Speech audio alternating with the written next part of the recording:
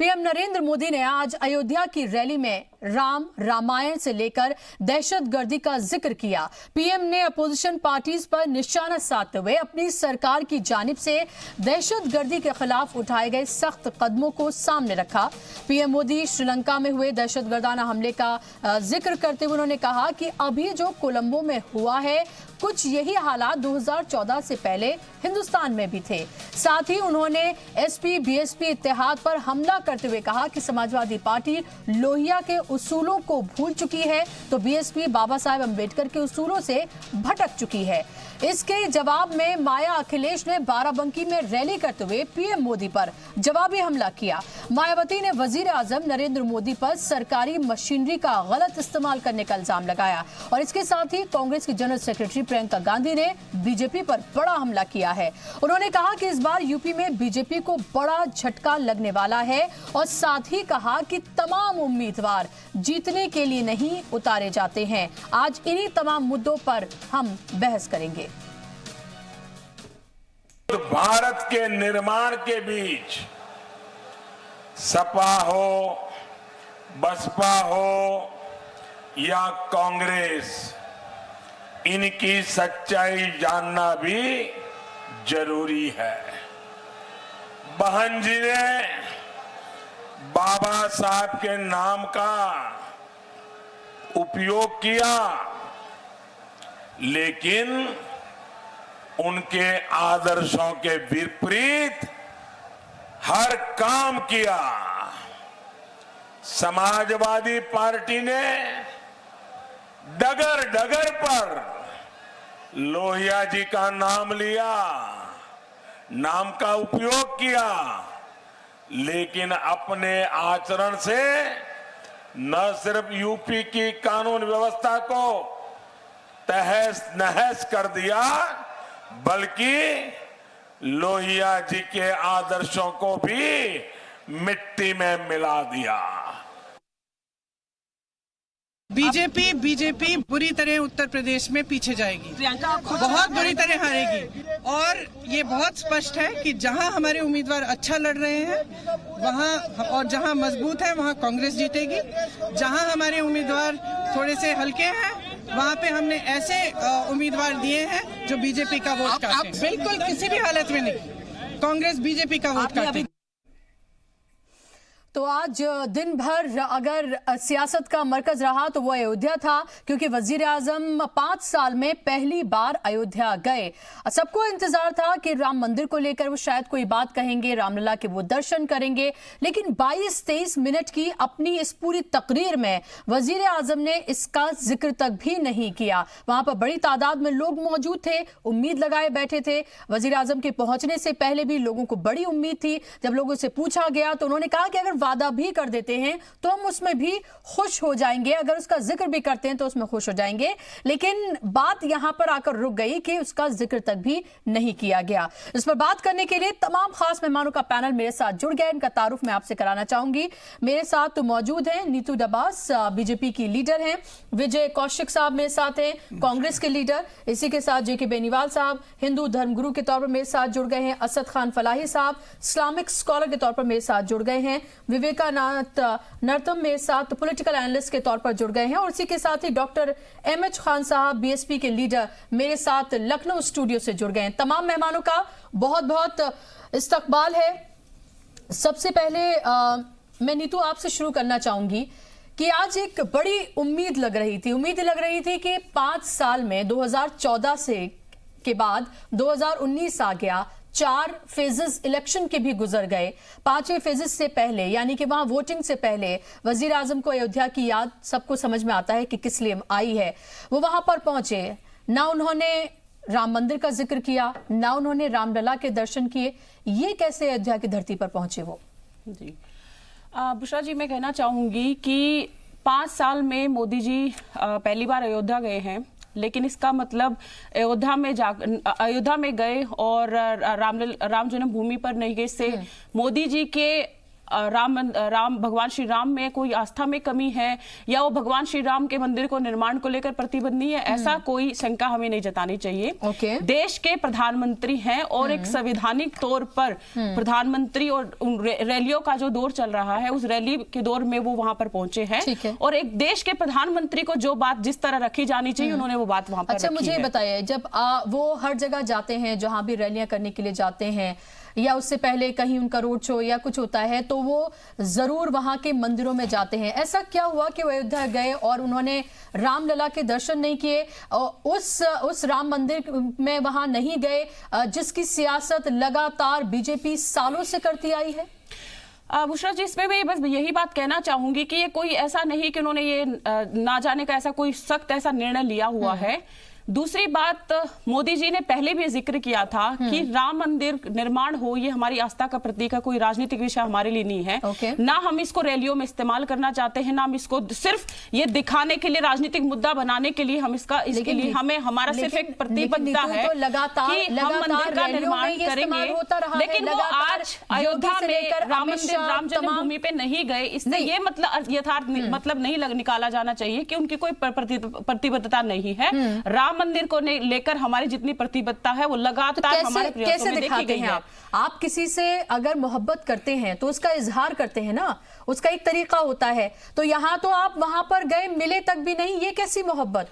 बुशरा जी, मैं एक वाक्य आपके सामने लेकर आना चाहूंगी। एक वो परिस्थिति थी जब कांग्रेस का टाइम होता था तो श्री राम का जन्म हुआ है या श्री राम जन्मभूमि थी, वो एक वो समय था और एक आज का समय है जब हम ये मानते हैं कि भगवान श्री राम का मंदिर, वो जन्मभूमि वहां पर रही है और वहां पर राम मंदिर। इलाहाबाद कोर्ट, हाई कोर्ट के बाद जो है ये निर्णय हमने जो है इस तरह की हमने परिस्थितियां देखी है और आज जो है हर जगह जो कांग्रेस आपका क्या है, तो कोर्ट का फैसला है कि मंदिर सरकार का तो कुछ नहीं है, इससे तो कोर्ट का फैसला है और अभी भी आप कोर्ट के फैसले का ही इंतजार कर रहे हैं। तो लोगों का सवाल आपसे यह है कि अगर कोर्ट के फैसले का ही इंतजार अगर करना है तो फिर बीजेपी की क्या जरूरत है? इस्माइल फारूकी जी के केस का मैं आपसे जिक्र करना चाहूंगी। जो आपने कहा कि हमने क्या है, पहली बात तो मैं स्पष्ट करना चाहूंगी कि हमने किसी भी प्रकार के रोड़े नहीं अटकाए हैं। भगवान श्री राम मंदिर का निर्माण हो, इसके पक्षकार के साथ साथ हमने ये चीजें तेजी से बढ़े और इसकी सुनवाई तेजी से हो, इसके लिए हमने लगातार प्रयास किए हैं। दूसरी बात मैं आपके सामने इस्माइल फारूकी केस का लेकर, जिसका 24 साल पहले जो है 1994 में एक जो है सुप्रीम कोर्ट का निर्णय आया था, जिसमें जो 2.67 एकड़ भूमि थी जो कस्टोडियन, सरकार की कस्टोडियन भूमि के तौर पर थी, और इसका निर्णय के बाद 3 महीने पहले ही भारतीय जनता पार्टी ने सुप्रीम कोर्ट में यह याचिका डाली है कि उस अविवादित जमीन पर भगवान श्री राम मंदिर का निर्माण शुरू की जाए। ये हमारे प्रयास है। दूसरा मैं बताना चाहूंगी कि हमने अपने संकल्प पत्र में भी ये रखा है कि भगवान श्री राम मंदिर निर्माण हो। परेशानी है, 2014 में भी था, 2019 में है, उससे पहले जब आपकी सरकार बनी थी तब भी था, तो लगातार ये आपके मैनिफेस्टो का हिस्सा रहा है। चलिए मैं आपके पास लौटूंगी। डॉक्टर एमएच खान साहब मेरे साथ मौजूद हैं, बीएसपी के लीडर। मैं कांग्रेस के पास आऊंगी। खान साहब, मुझे बताइए कि अभी वजीर आजम ने आपको लेकर यानी कि एसपी बीएसपी को लेकर अलग अलग तरीके से निशाना साधा है। उनका कहना है कि बीएसपी जो है, बाबा साहब अंबेडकर ने जो एक सबक सिखाया था, जो एक राह दिखाई थी, उससे भटक गए हैं। और उनका ये कहना है कि जब भी मोदी के नारे लगते हैं, क्योंकि बड़ी तादाद में लोग वहां पर मौजूद थे, तो आप लोगों का ब्लड प्रेशर बढ़ जाता है। गोली खाकर आए हैं आप? बुशरा जी, ये तो देखिए, ये हताशा की भाषा है। मोदी जी वहां, आप उनको चेहरे को देखिए, उनके बॉडी लैंग्वेज के देखिए, और कितने मिनट बोले हैं, 20 से 25 मिनट बोल के किनारे उतर गए हैं जी। आप कह रहे हो कि मंदिर के नाम पर हमारा कुछ नहीं है। 2 सीटों से आप बहुमत में आए, राम मंदिर के नाम पर आए। राम मंदिर के नाम पर हजारों लोगों का कत्ल गारत हुआ, अब आप कह रहे हो मंदिर का नाम नहीं लेंगे। मंदिर ही इनका मुद्दा था।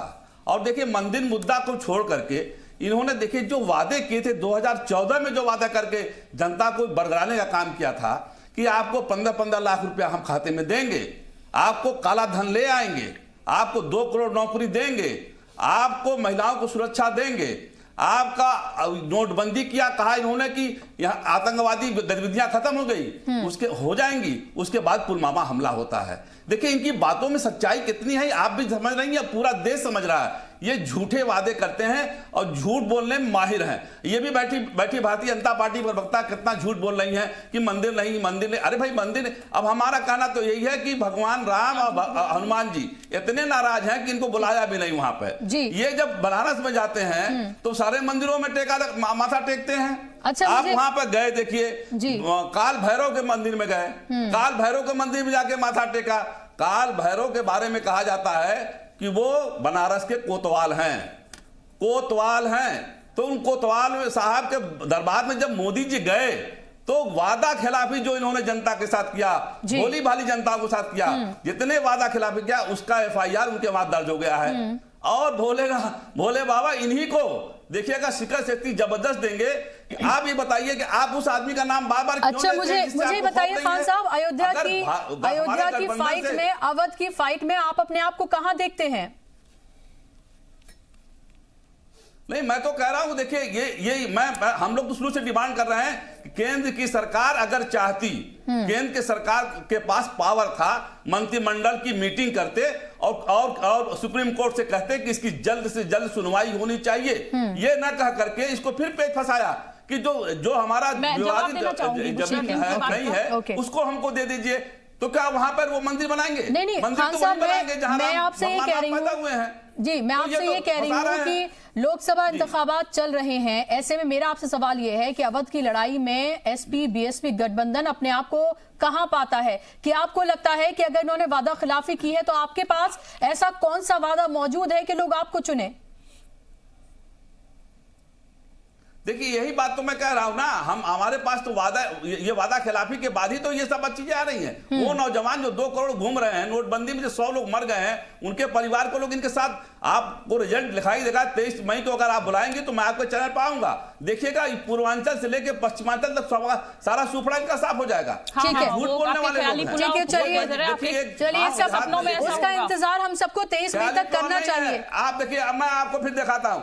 देखिए मैं आपको, देखिए ख्याली पुलाव की बात मत कहिए, मैं आपको परसेंटेज ऑफ वोट का बात बताता हूं आपको। ठीक है, क्या परसेंटेज, कितने % पे जीते थे ये? आज बात इसलिए राम मंदिर की जा रही है क्योंकि 5 साल के बाद वजीर आजम वहां पर पहुंचे।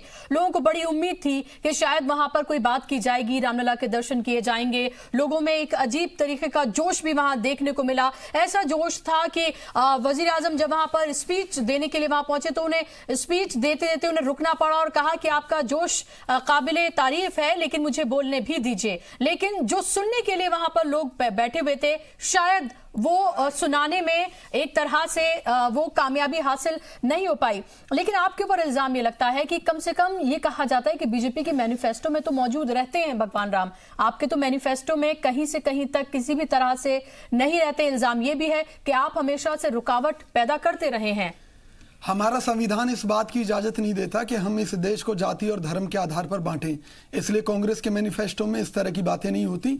और आप ये देखिए इनकी स्थिति क्या है, बगल में छुरी मुंह में राम राम वाली है। आज मोदी जी जो है एक्सपोज हो गए हैं पूरी जनता के सामने, उनका असली चेहरा सामने आ गया है। उन्हें ना हिंदुओं से प्रेम है, ना भगवान श्री राम से प्रेम है, उन्हें केवल अपनी कुर्सी से प्रेम है। वो क्यों नहीं गए राम मंदिर? उन्हें डर था कहीं मुस्लिम वोटर उनके हाथ से ना खिसक जाएं।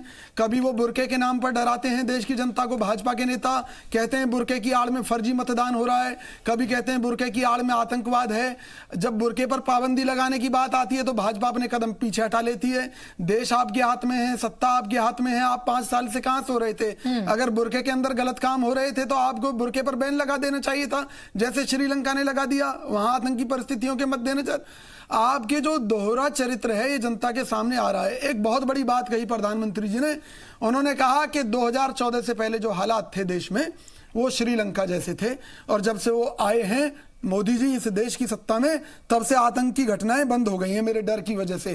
प्रधानमंत्री जी का कहना है कि मेरे डर की वजह से आतंकी, मेरे पास सबूत है, मेरे पास सबूत है। उन्होंने बाकायदा जनसभाओं में ये बात कही है कि मेरे डर से रुक गई है आतंकी घटनाएं। आप अपनी बात रखें, मैं आपकी बात को काउंटर करती हूं। आप रखें अपनी बात। मैं अपनी बात के पक्ष में, मेरे पास सबूत है, बगैर सबूत के कोई बात नहीं करता।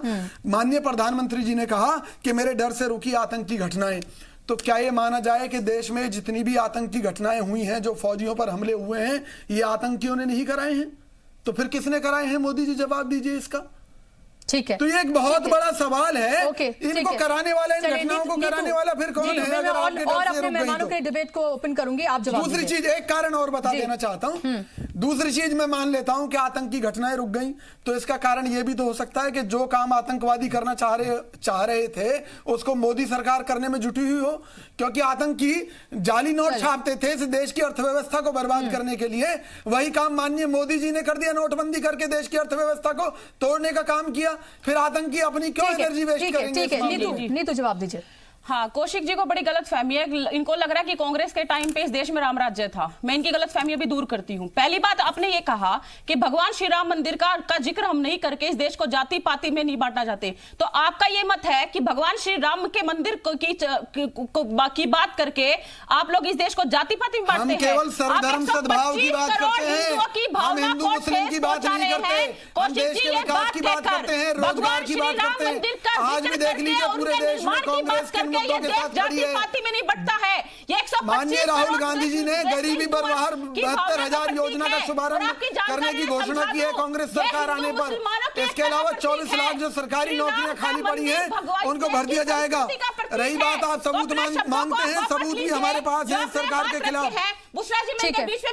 देखिए, ये सबूत है हमारे पास जिसमें प्रधानमंत्री जी ने कहा कि मेरे डर से रुकिए आतंकवादी। विजय जी एक मिनट, देखिए आप बोल रहे थे तो नीतू ने आपको डिस्टर्ब नहीं किया। सीधे सीधे आरोप लगा रही है। नीतू आप अपनी बात पर सीधे आरोप न लगाएं, अपनी बात रखें। कैसे कह सकते हैं कि उनको जाति पाति में बांटा? अगर आप भगवान श्री राम बिल्कुल बांट रहे हैं आप लोग जाति पाति। क्यों नहीं गए राम मंदिर? आज जब प्रियंका जी अयोध्या की तरफ जा रही थी तो भाजपा के हर नेता छोटे बड़े सवाल उठा रहे थे कि प्रियंका जी रामलला के दर्शन करने क्यों नहीं जा रही?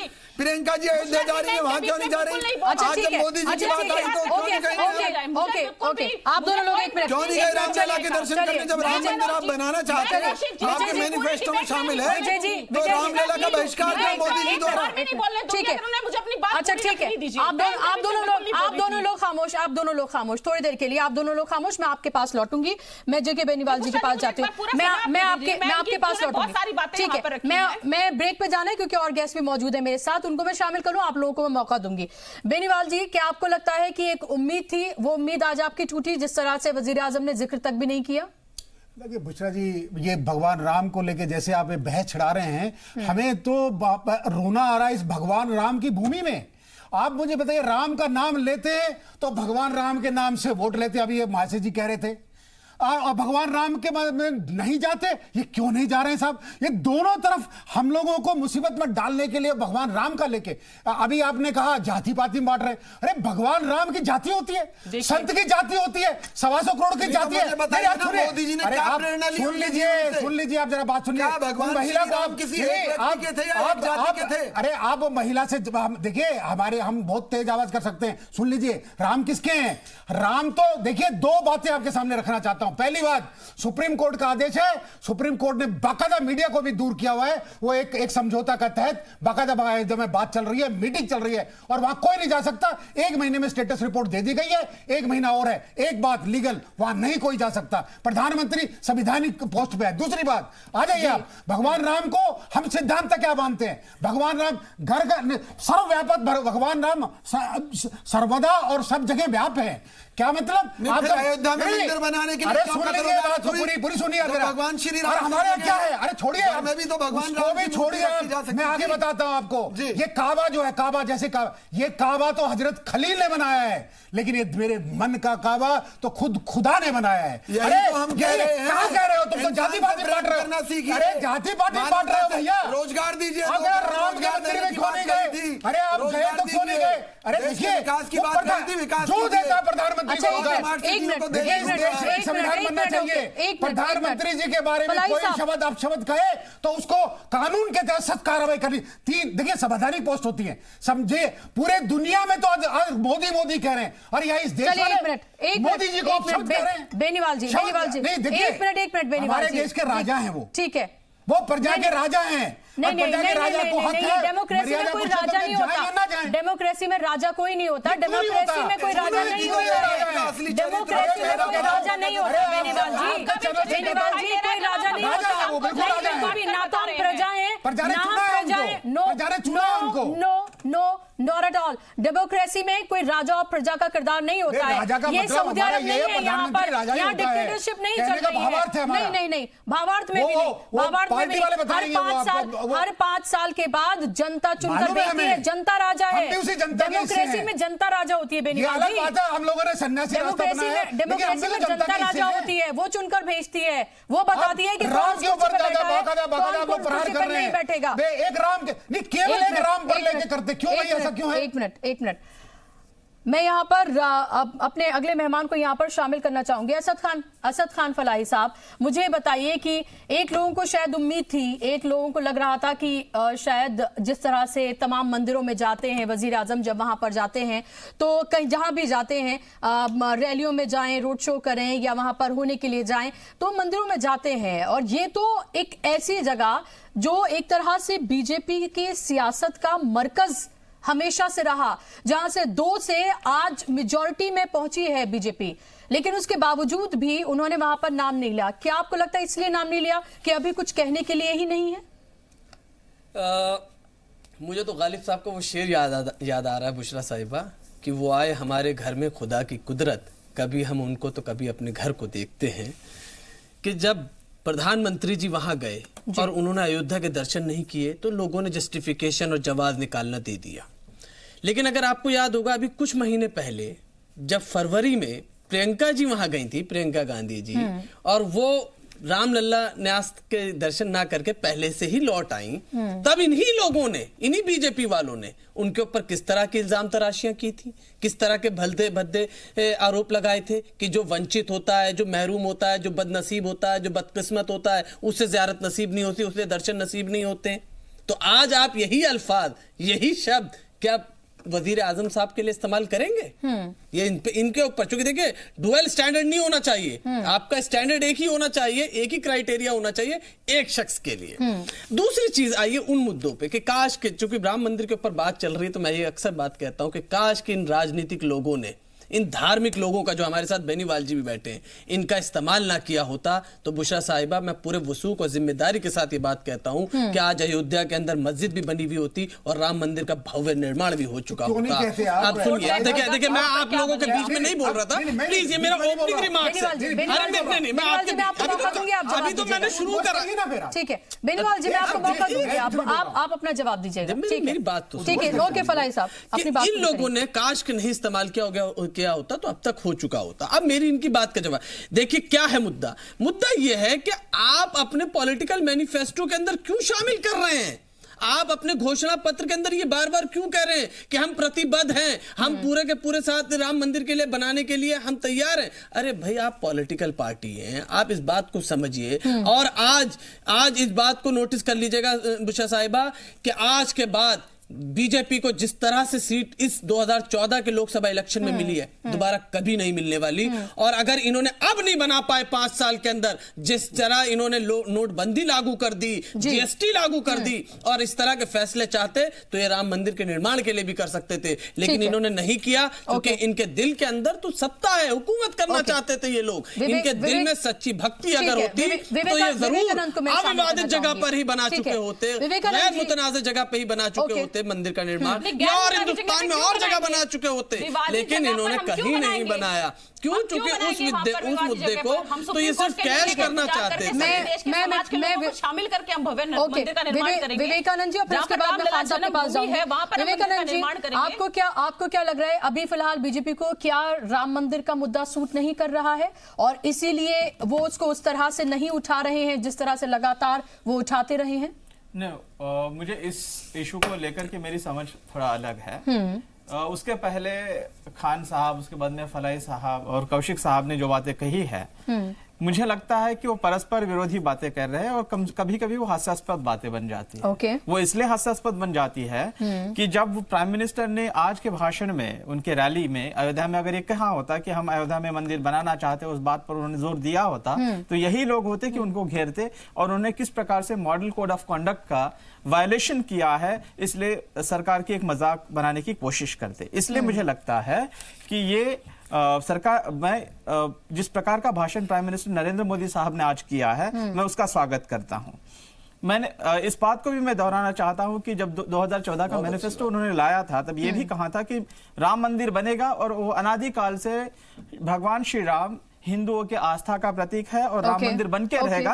और लेकिन सभी स्टेक होल्डर्स को साथ में ला करके एक सद्भावना बना करके वो बनेगा और वही अब प्रक्रिया चल रही, जैसे कि हम लोगों को पता लेकिन है अगर कि ऐसा ही करना था, नहीं लेकिन आप ये बताइए कि अगर ऐसा ही करना था और ऐसा ही होना है तो फिर बीजेपी की ही क्या जरूरत है? वो तो किसी भी सरकार में हो सकता है भाई। अगर इंतजार कोर्ट के वर्डिक्ट का ही करना है तो फिर वो किसी भी हुकूमत पे हो सकता है। 5 साल आप मेजॉरिटी में थे, आप सेंटर में भी थे, आप स्टेट में भी थे, आप और तमाम चीजों को लेकर ऑर्डिनेंस ला सकते हैं जो आपको पॉलिटिकली सूट करता है, लेकिन आप इसको लेकर ना कोई ऑर्डिनेंस लाते हैं ना उसको लेकर कोई बात करते नहीं हैं। मुझे देखिए, इस प्रकार से अगर सरकार चाहती कि मेजॉरिटी है तो जो चाहे वो कर ले तो वो भारतीय लोकतंत्र को शोभा नहीं देगा। आप ये बताइए SC/ST कानून को लेकर, SC/ST कानून को लेकर सुप्रीम कोर्ट ने जो कहा उसको बदला कि नहीं बदला? आप ये बताइए SC/ST कानून को लेकर बदलाव किया कि नहीं किया? नहीं बुशरा जी एक बात नहीं, मेरी बात कंप्लीट कर लीजिएगा मुझे, उसके बाद में मैं आप लोगों का बहुत ज्यादा समय था और मैंने किसी को इंटरप्ट नहीं किया, इसलिए मैं चाहता हूं कि खान साहब मैं आपके पास आऊंगी, आप मुझे 2 मिनट दीजिएगा